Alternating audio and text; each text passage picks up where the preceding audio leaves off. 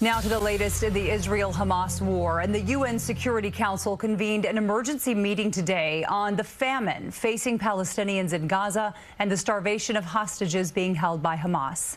Lisa Rosner was there as rallies were held outside that hearing on the east side. Outrage across from the UN as the families of hostages cry out for the Red Cross to visit them and for the UN Security Council to pressure Hamas to release 50 hostages that have been held for 669 days. Around 20 are believed to be alive, and recent Hamas propaganda videos show at least 2 of them starved so badly they're half their weight. Moshe Levi's brother-in-law Omri Moran is a hostage still alive. They're not negotiating in good faith. And the United Nations and the international community have a role in that because they have not been applying the pressure on Hamas. A few blocks away, a rally was also held by a group calling attention to the starvation of thousands of Palestinians in Gaza.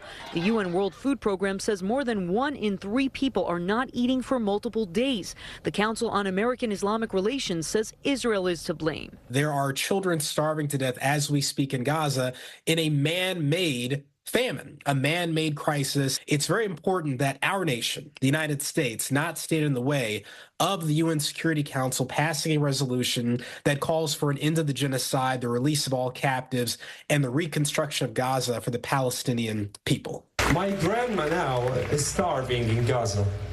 I paid $1,500 for 1 kilogram of vegetables to get it to her after she didn't eat for 4 days.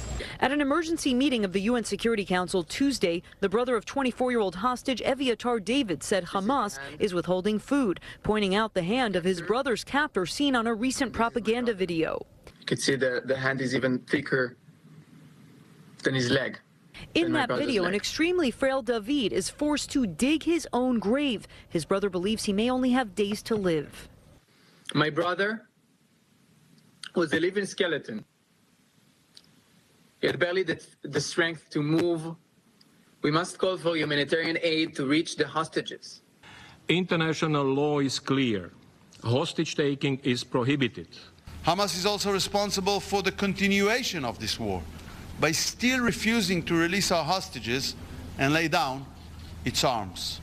The UN Assistant Secretary General called for a permanent ceasefire and the release of all hostages. He also said that humanitarian aid must be sent to Gaza and civilians have to have safe access to it. On the east side, Lisa Rosner, CBS News, New York.